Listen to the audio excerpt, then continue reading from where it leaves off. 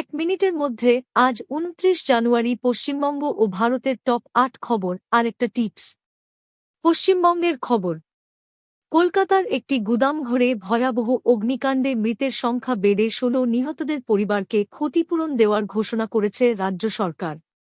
সিঙ্গুরে গিয়ে মুখ্যমন্ত্রী মমতা বন্দ্যোপাধ্যায় বলেন, আমি ফিরে আসার যে প্রতিশ্রুতি দিয়েছিলাম তা রেখেছি।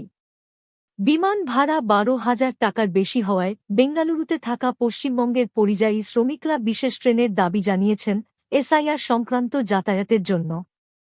ভারতের খবর। তামিলনাড়ু এসআইআর মামলা। সুপ্রিম কোর্ট নির্বাচন কমিশনকে নির্দেশ দিয়েছে ভোটার তালিকা থেকে নাম বাদ পড়া সংক্রান্ত যুক্তিগত অসঙ্গতি প্রকাশ্যে টাঙাতে। ছত্তিশগড়ের বিজাপুরে মাওবাদী ও নিরাপত্তা বাহিনীর মধ্যে এনকাউন্টার শুরু হয়েছে। পথকুকুর সংক্রান্ত আগের নির্দেশ সংশোধনের আর্জিতে করা মামলায় রায় সংরক্ষণ করল সুপ্রিম কোর্ট।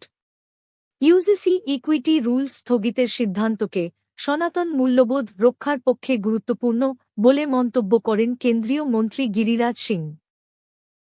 রাহুল গান্ধী ও মল্লিকার্জুন খাড়গের সঙ্গে বৈঠকের পর শশী থারুর বলেন, আমরা সবাই একই পৃষ্ঠায় আছি। আজকের tips. Future savings. Disclaimer: This is for educational purposes only.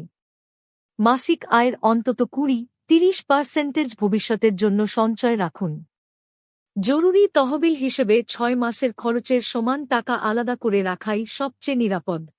আপনি প্রতিদিন রবিবার ছাড়া রাত ৯ থেকে ১০ পর্যন্ত এই খবরটি পাবেন।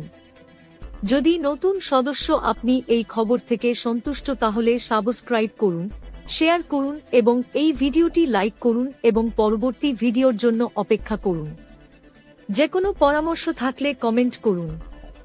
Facebook, Twitter, Instagram, YouTube, WhatsApp, Telegram, website আমাদের অনুসরণ করুন। দেখার জন্য ধন্যবাদ। শ্রীরামপুর টিভিতে স্বাগতম।